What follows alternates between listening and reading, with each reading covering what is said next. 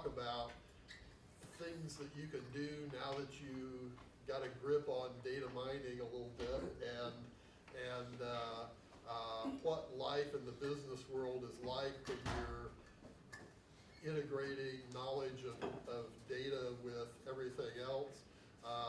Brad has experience in software development and in doing data mining, and he's done it in a variety of projects for different companies, and he'll fill you in on the details.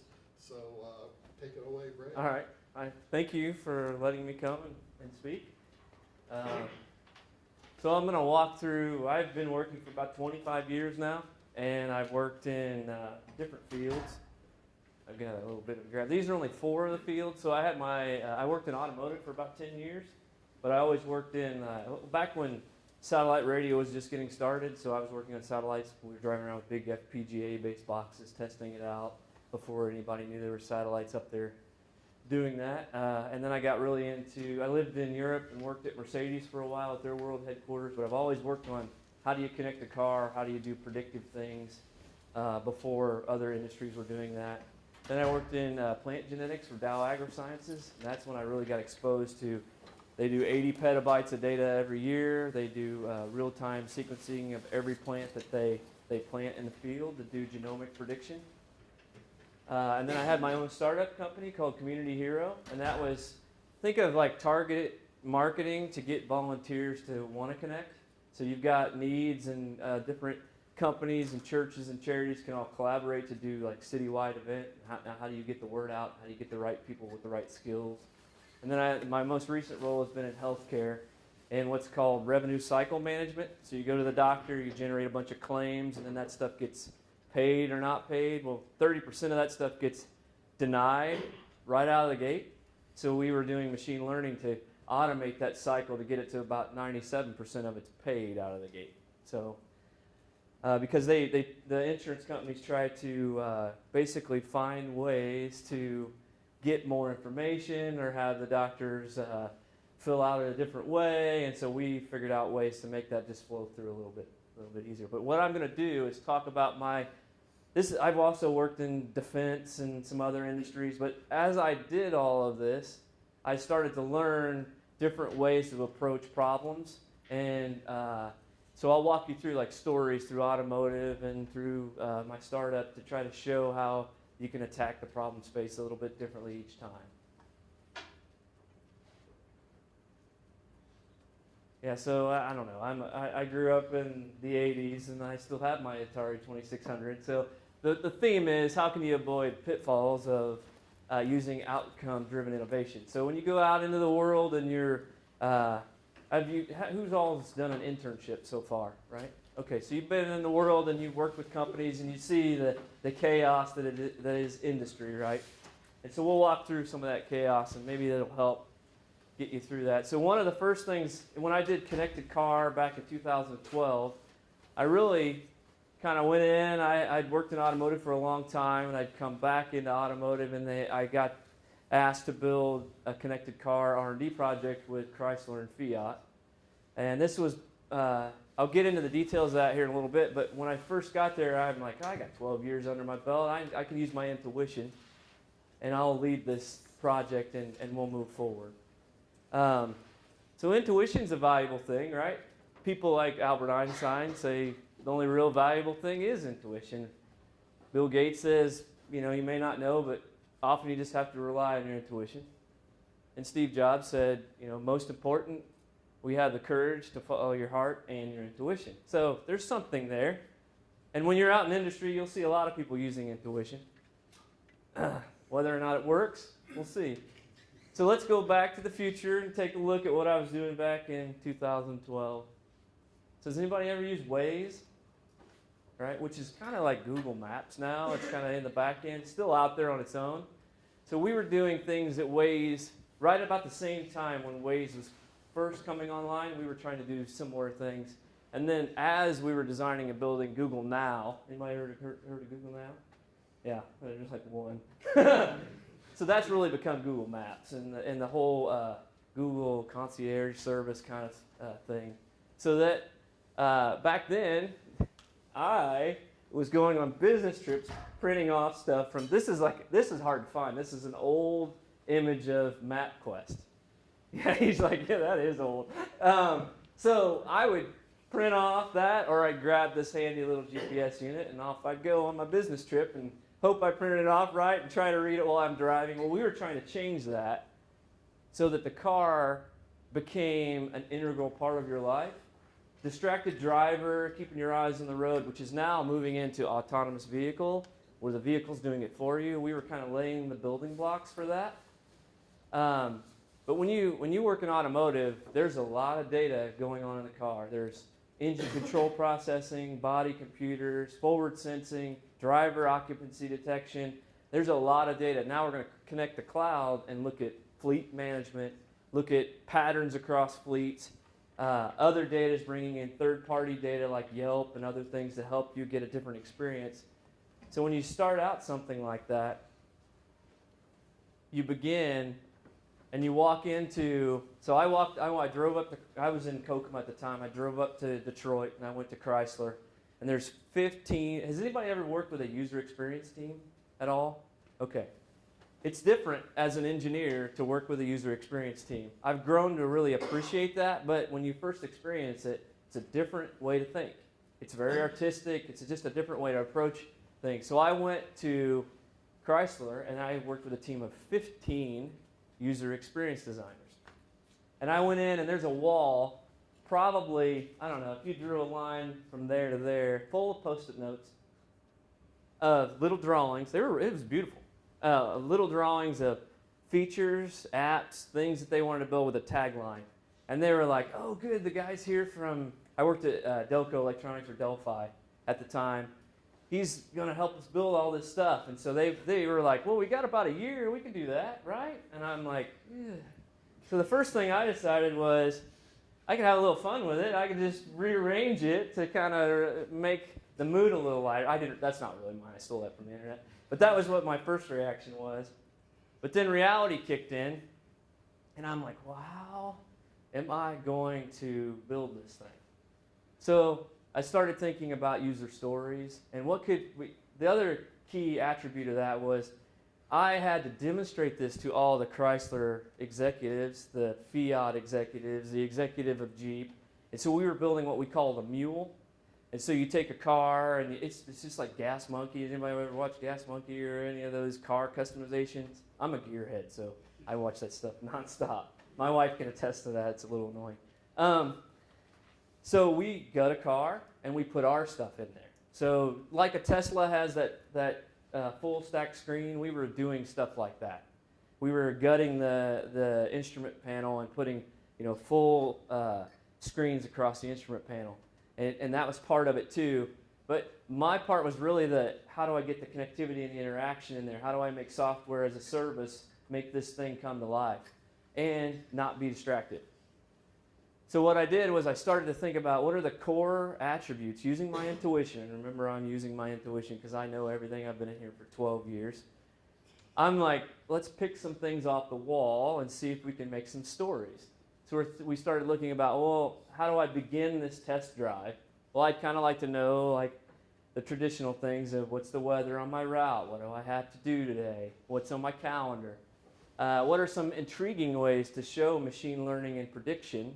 So can I look at your calendar and show on a map like a thing where I'm going to a new doctor. Now I want to stop at a pharmacy, or unique things that just kind of pop up on this map because in the dash where the instruments are, we were doing a three-dimensional route augmentation. So at the same time, your navigation just became a seamless part of everything in the car. You're starting to see some of this stuff come out now, and I was doing that in 2012. And things like you're driving along and the dash looks like it's raining because it's going to start raining soon, and things like that to give you like little cues as you drive. And then we did things like, this became annoying because I don't know how many times I did a test drive and showed people finding coffee on their route. But everybody drank coffee or some type of hot beverage, and so we did this, find me a coffee on your route. Let me go to the next slide because because it'll show you a little bit about what we did. So we started to put together this week in the life of me and my family, or me by myself in the car. And so we were doing like things like, what's my day like? Do I have the kids in the car today, or is it just me going to work? Do I have to drop them off? I'm a foodie, or or a coffee snob, or however you want to say that. Like, I like fresh roasted dark coffee. And I'm not throwing you under the bus. This is my wife, by the way. I'm not throwing you under the bus, but I'm using you as an example. And she just likes Starbucks or McDonald's coffee, right? Which is not true, but she does have a Starbucks cup. And so you have to know that. Who's driving the car? Who really wants to go there? And what can we learn and predict for you? So we started to put that together using intuition. Well, before you knew it, we had a full-fledged demo, and we learned a lot of things. And we had some surprises along the way. So we did things like, when you say it's your calendar, it sounds really simple, right? Like you're going to use your Google Calendar, your phone calendar. That's today. This is back when flip phones were still fairly predominant and the iPhone was out, but it wasn't really used everywhere. So today, this would be much easier to solve. We were doing things like Outlook integration, because these were business people, right? They all used Outlook, and they wanted to be able to have Outlook in their car, if you will. Not really Outlook in your car, but the data from it. And we were using Google Calendar and all these other things and trying to integrate this. This is when Microsoft Azure, the cloud, only had a service bus and virtual machines. So that's drastically changed since 2012. And we were using AWS and Azure at the time. Then things like we were pulling real-time data from Google Maps data to try to find pharmacies as you drive along, and looking at your calendar, and it was all dynamic. We also learned as we started to build these models that we needed some core building blocks of, back then you would enter in your map entry at your destination where you were headed. Everything just worked like that. If you wanted to go somewhere in the car and you didn't know how to get there, you had to enter it, right? Or if you'd ever been there in the past, it didn't matter. It might be in the list, but you still had to enter it. That's just the way the whole human interface worked. What we were doing was we were memorizing your route and learning who was in the car, and then changing the way your route worked dynamically, and it was just an integral part of how your experience was. But we learned that, well, we had rear seat occupancy detection. We could see who was in the car, judge by the weight, and make a pretty good determination that, yep, there's kids in the car, it's morning, every Tuesday and Thursday you drop the kids off, then you go get your coffee and try to memorize that stuff.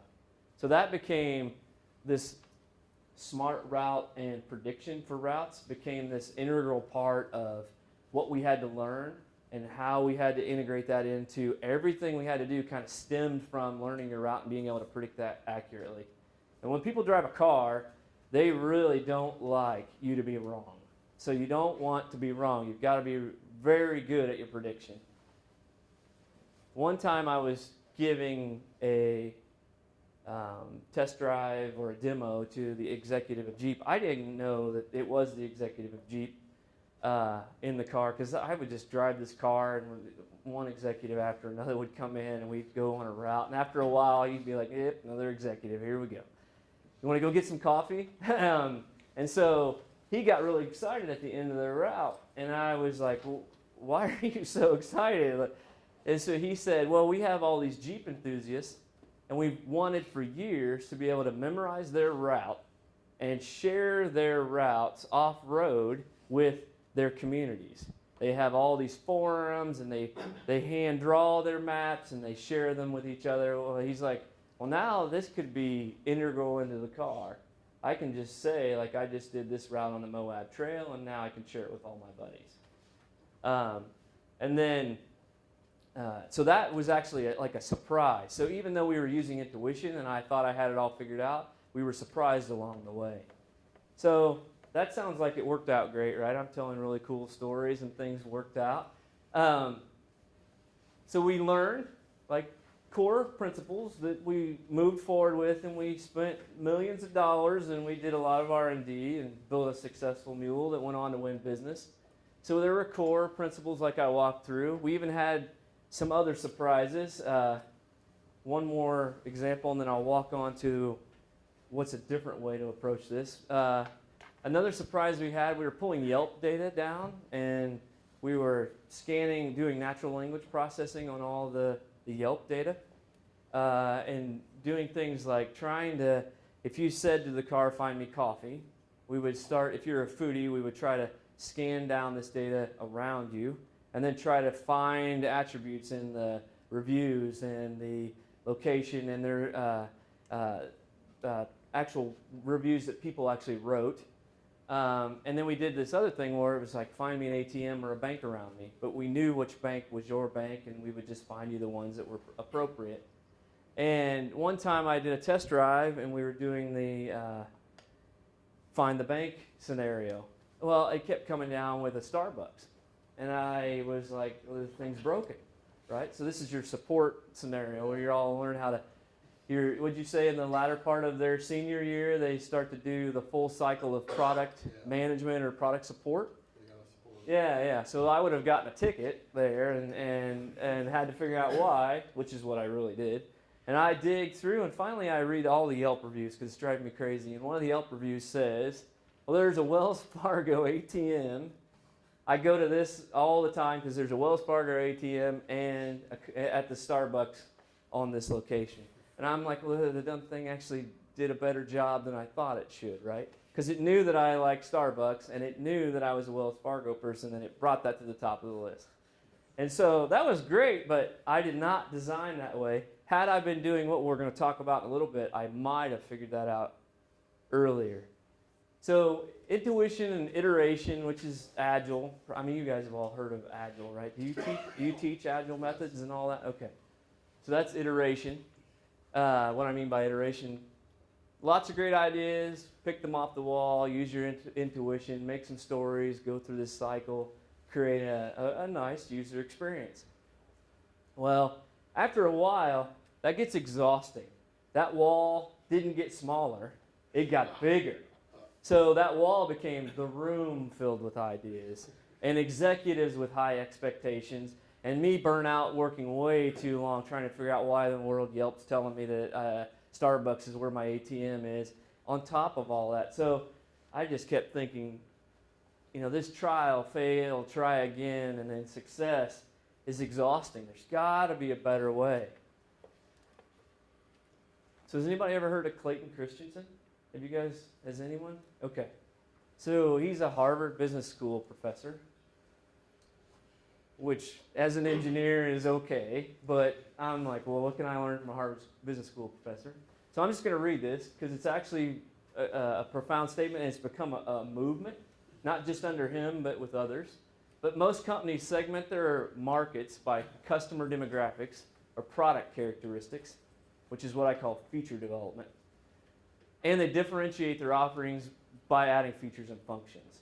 That's what you'll see a lot of when you're working with companies. Everybody knows what feature they want or what they think everybody else wants. But the customer, us, just has a different view of the marketplace. They simply have a job to be done, and they're seeking to hire the best product or service to do it.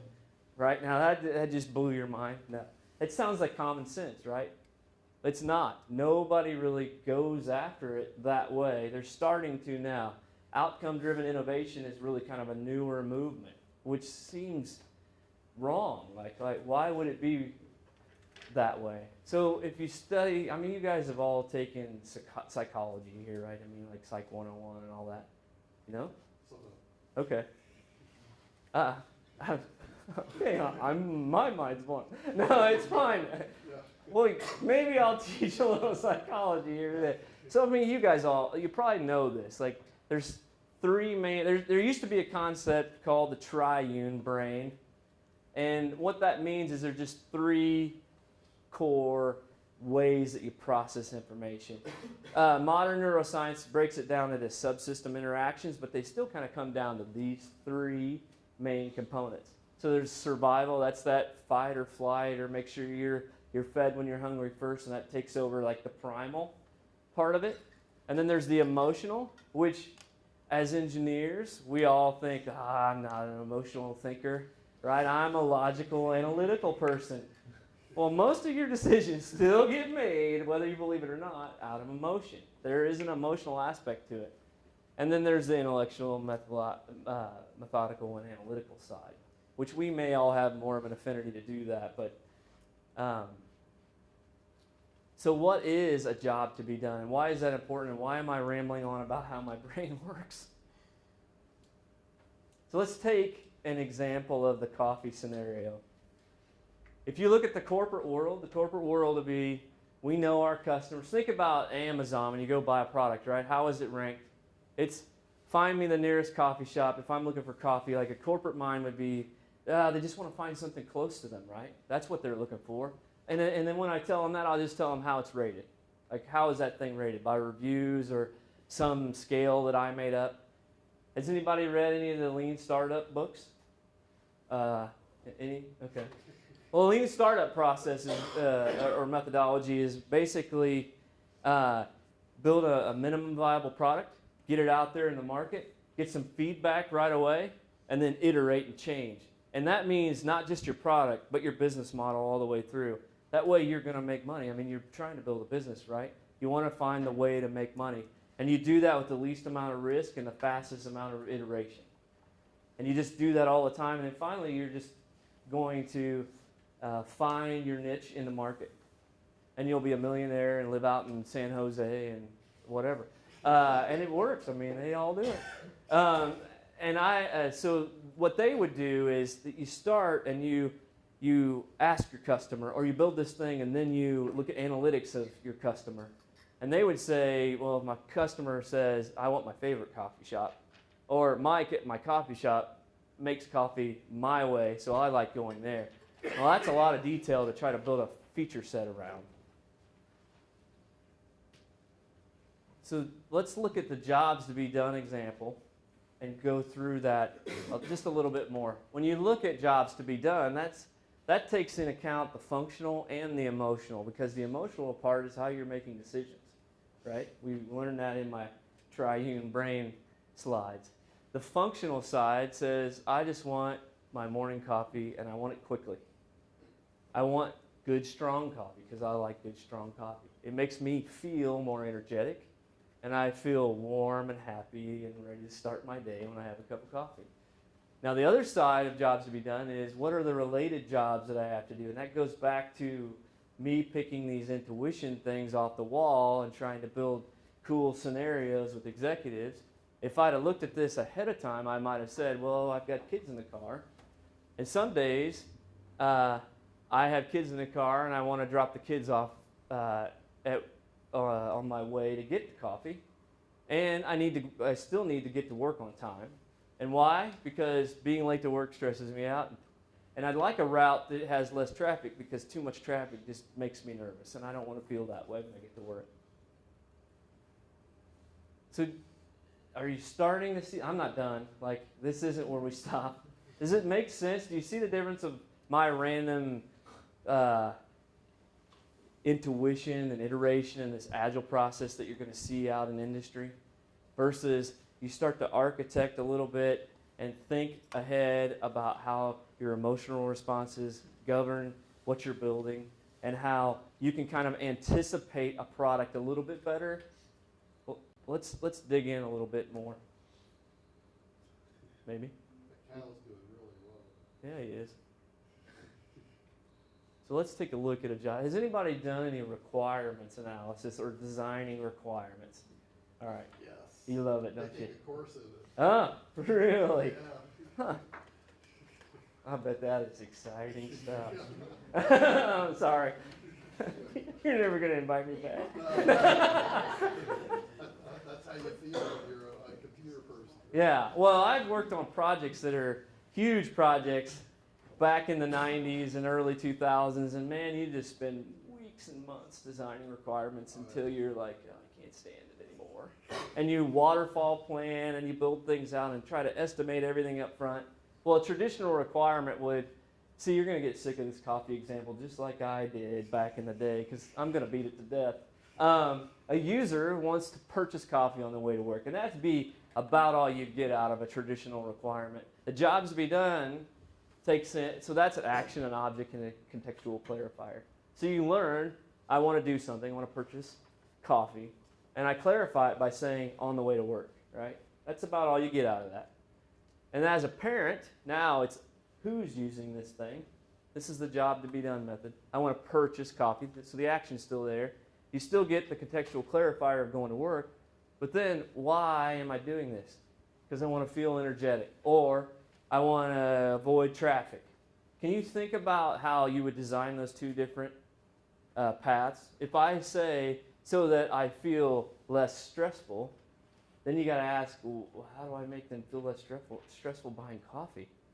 I mean, that's got caffeine in it. That's not going to make you feel less stressful. No, and then you start to ask yourself, well, what does less stressful mean? And then a whole slew of requirements come out of that. Is starting to make a little more sense? All right. So how do I do that? How do I get into this more Clayton Christensen method of attacking the problem space? Didn't you tell me that you study ethnography a little bit here in some of the classes? Yeah, Okay.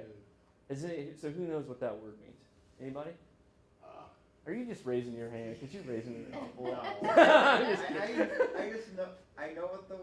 I have a vague sense of what Yeah. the word means. Oh, so think about like when people discover a remote tribe, right? And they study a remote tribe until they know every attribute about that.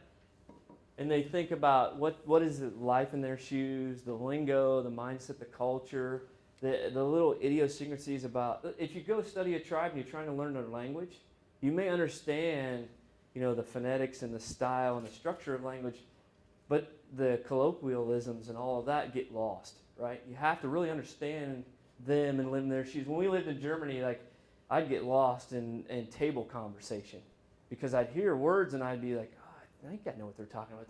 Those two things can't go together. That doesn't make any sense, And so it's that. It's really starting to understand and really look at who you're doing this product for, or this thing, this system that you're building, who you're doing that for. Now, I'm not telling you to go out and you start a job and they're all gung-ho and you tell them, hey, we need to do ethnography on this.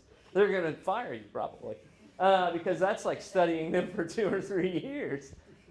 But what you'll do is think about that when you attack the problem space. Think about what is the life in their shoes? What is the culture that we're trying to build this thing for? And you'll start to see things like archetypes come out.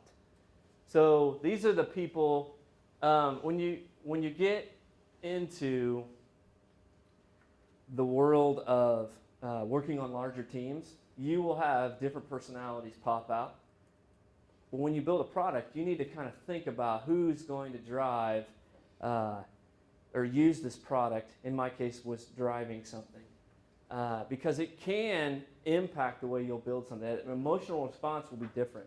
So those are types like who's the ruler, the hero, the creator, the sage. Those different kinds of personalities. You guys do team activities, right? Team projects. You get on a team and someone is definitely like the ruler of the team, like they're really kind of instantly taking charge maybe and pushing that, or they're more of like the planner of the team. They're really worried about dates and keeping everything organized.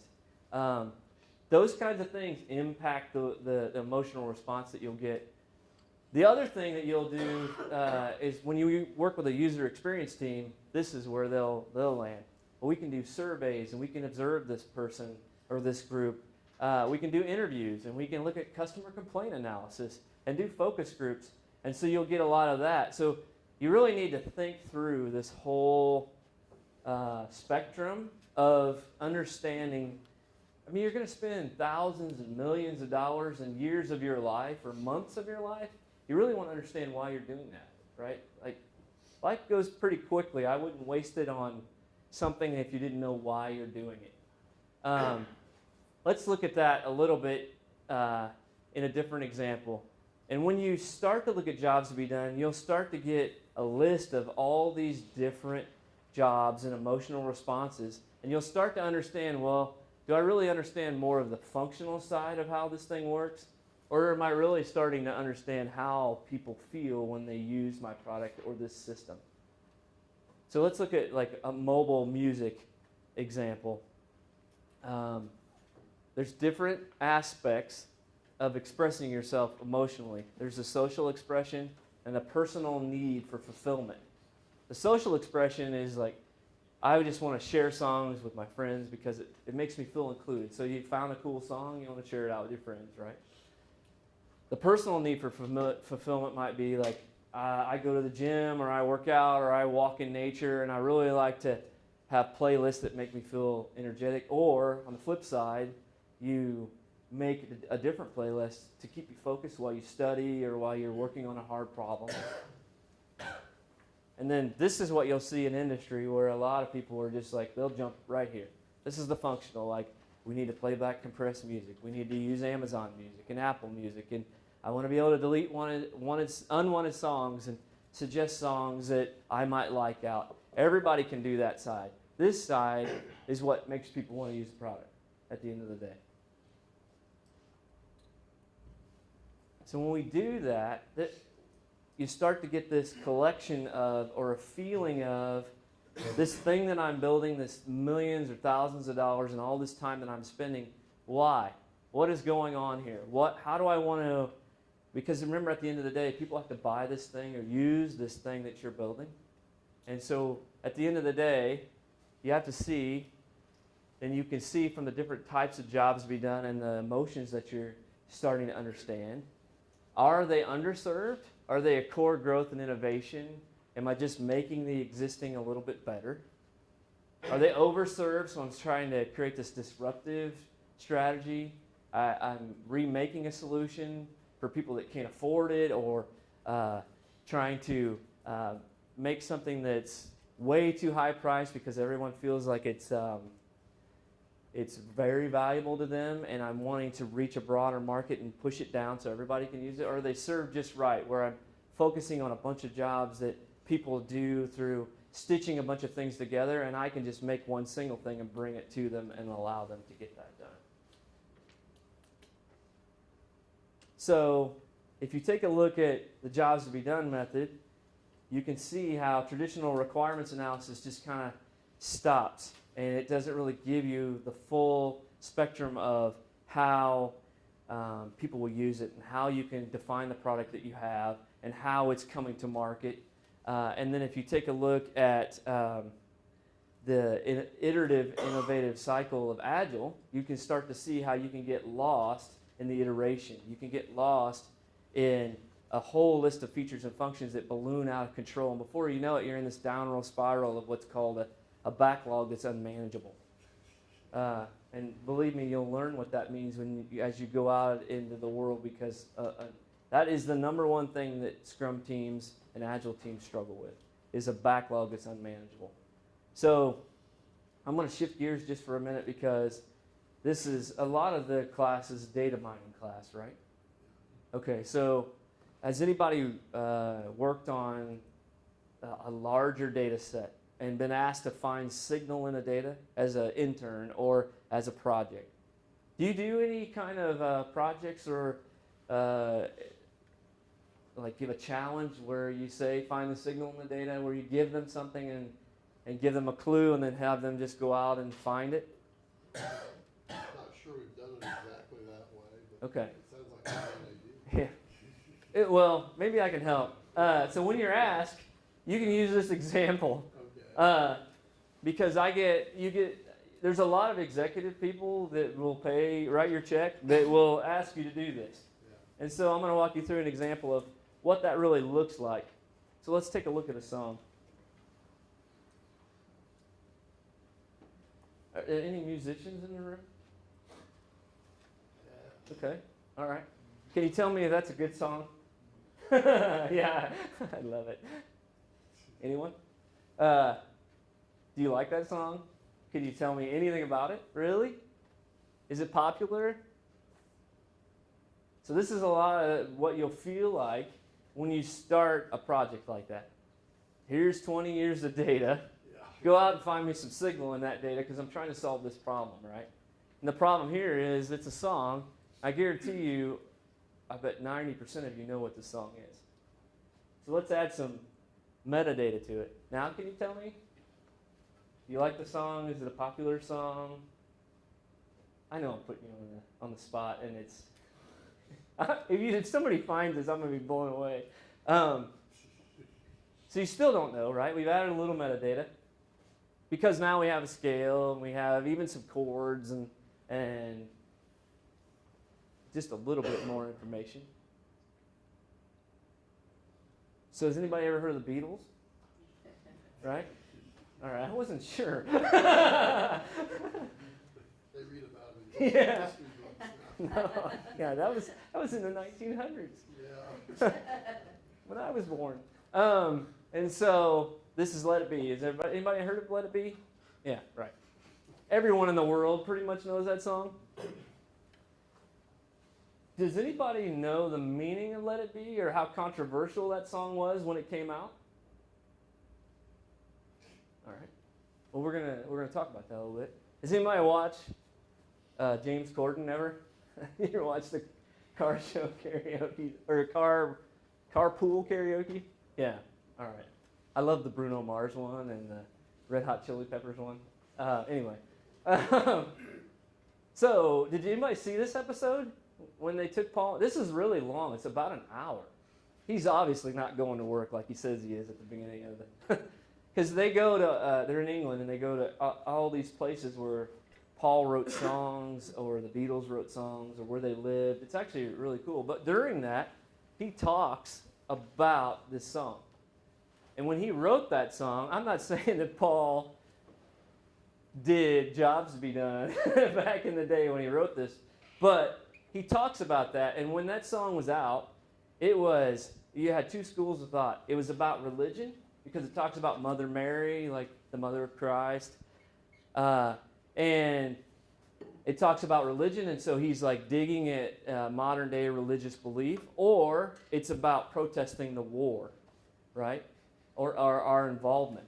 And it wasn't about that at all. He talks about this. He struggled with anxiety his whole life, and so he'd get overly anxious, and he had a dream one night that his mother came to him, and his mother's name is Mary, and she sat at the foot of his bed and told him just let it be. And he was so moved by it that, I mean, he even gets teary when he is telling it again, and this has been, 40, 50 years ago? I don't know.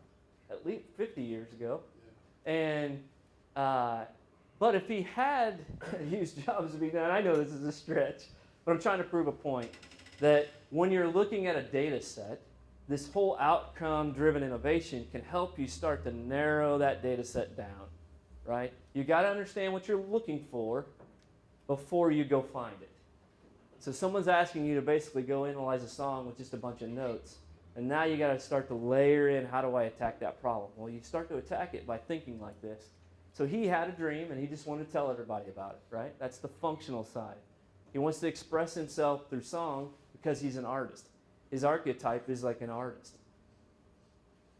And the goal, the emotional thing he wants to pull out of that is, I'm anxious and it comforted me, so it probably will help others if I share this, right?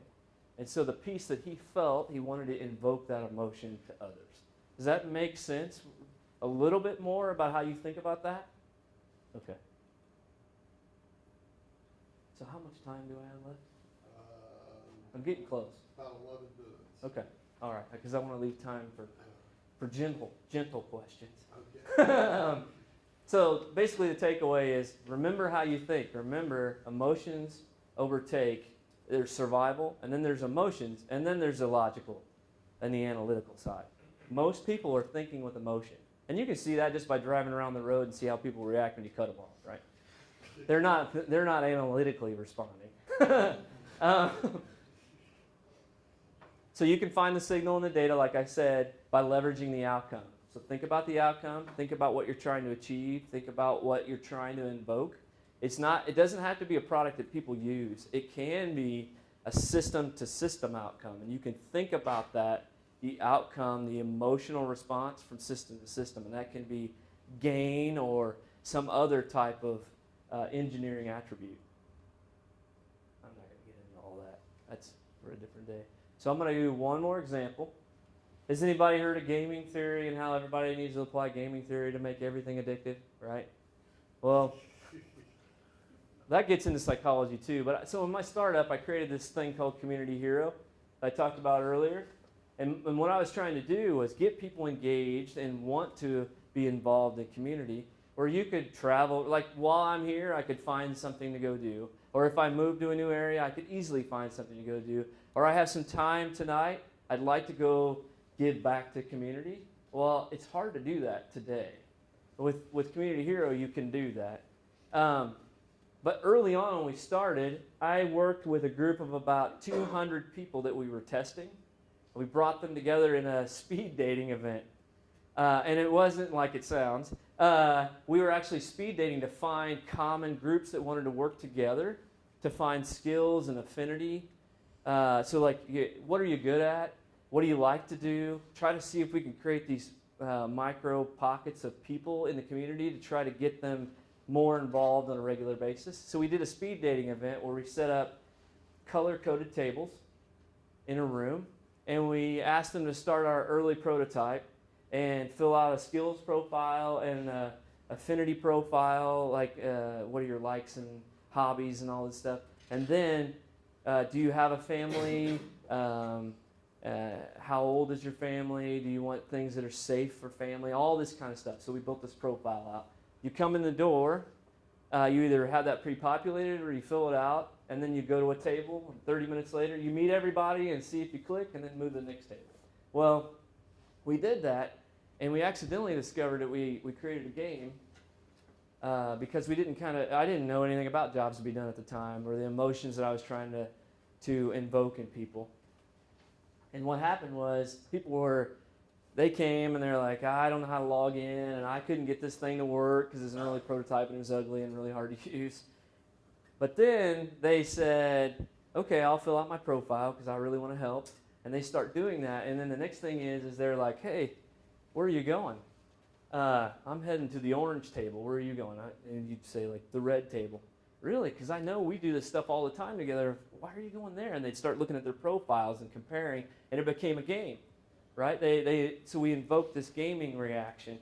Now, if I'd have taken a look at that at the beginning and done what I'm preaching about up in front, I would have really started to look at that and said, I'd really like to create this gaming experience where people get excited about these events where they come and meet each other and they volunteer together, right? Because I want them to walk away with more than just I volunteered, we volunteered, and now I'm addicted and I want to keep going.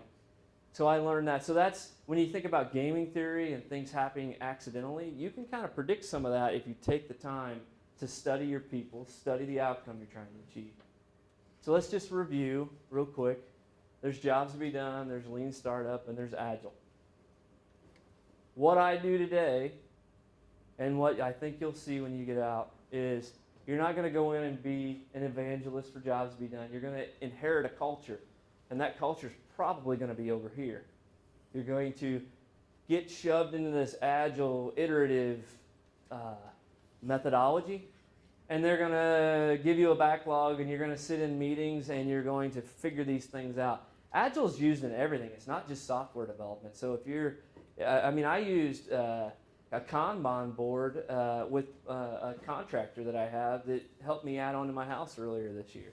So these are the features I'd like you to build, and we'll move them along as you build it out. I know people that run their household that way, like where their kids are going this week and all the things they've got going on, stuff like that. So what I learned is there's a little bit of good in all of this. And you're going to get into a culture, and it's great to understand and be exposed and study these because you can change the way the team thinks. If you get shoved into a big backlog that's boring and you're like, why am I building this thing? Well, then you can start to ask questions like, well, who are we building this for? And what's the emotion that we're trying to... And if they're like, oh, we don't really care about that, well, you can show them examples of how that gets done. You can start to change the requirements definitions by adding the emotional response and the person you're building it for. Just add a little bit of clarity.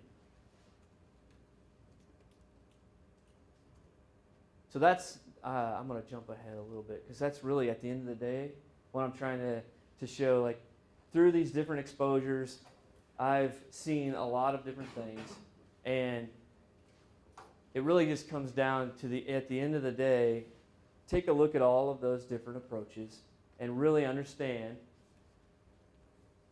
what user-centered design means, how to know your customer, understand the spread of what you're trying to build, plan for the outcome that you're trying to build. Don't just build stuff to get stuff done and build features out. Like, there are outcomes that impact systems or people, and make sure that you're thinking about that. Take some time to understand your customer, whether it's a stakeholder inside of a company or you're building a product at the end of the day because you're a startup or a mobile company or a SaaS company. And then change the user-centered design. Don't just do studies and surveys and analytics. Take the time to really dig into your people and understand the roles and add just a little bit of clarity to the requirement that you're going to help deliver. And if you do, at the end of the day, you're going to get somewhere quicker that's more valuable, and you're going to have a better experience. It's going to be more fun for you at the end of the day. You're going to see people, when you build things, they're going to want to use the thing that you built. The system's going to want to inherit the thing that you built, and your success is going to be a little bit better. So hopefully, and my takeaway slide is just basically, you can use outcome-driven innovation and avoid all those pitfalls that I've done over the last 25 years. So I don't know. Hopefully this was helpful. Any questions? Questions? I know I drug you out on a day that you had off. You just want to get out of here. Well, I'm eager to know how people take this approach. Like, do they go, oh yeah, we should have thought of that all along, or nah, we're lean, that's good enough for us, or Agile's where it's at. What are you talking about? Or do they argue, or do they say, yeah, that's a good idea. So it goes back to those archetypes and the personality that they have. If they're the ruler, the dictator, they're like, no, we do scaled agile framework. We're all safe, right? We know what we're doing. But what happens is you have to show them. So a lot of people think they know what they're doing until they see a different way. So if you can do a small proof of concept, or you can just make it a part of your culture to change it a little every time you do it, then they start to see, no, he gets more work done than everybody else. Why is that? Well, he's using a different way, or she's using a different way, right? And so that's where you have to be at the head of it, and you're evangelizing a little bit or teaching while you do, leading by example, in other words. But I've been in the last place that I worked, had a very strong original founder, 20-year-old company, multi-million-dollar company. Very hard to get him to change his mind. I had to do a lot of proof of concept, stop him in meetings and show him a different way on a whiteboard. So there's a lot of that. Like, don't be afraid to teach something new, and then don't beat it to death if they're not going to buy in, and then try to show them a little bit on your own, like leading by example. Some people just don't see it until they see it, right? They have to see the outcome of it before they see it working. Question to you. So, as we know, Apple products are very successful. It sounds like Steve Jobs used this type of approach, not getting involved with the technical aspects of his products, as opposed to the artistic side, how it makes people feel. Yeah, he was all about the user experience first, right? It has to be beautiful, has to be usable, right? I mean, that was his mentality. Right? I don't care how much it costs. I don't care how hard it is to build that thing. This is what it needs to be. It needs to be beautiful, and it needs to be very, very functional, right? People have to have an emotional reaction to the thing you build, right? Yeah, I agree. That's a great example. Okay. Well, let's thank our speaker. All right. Thank you.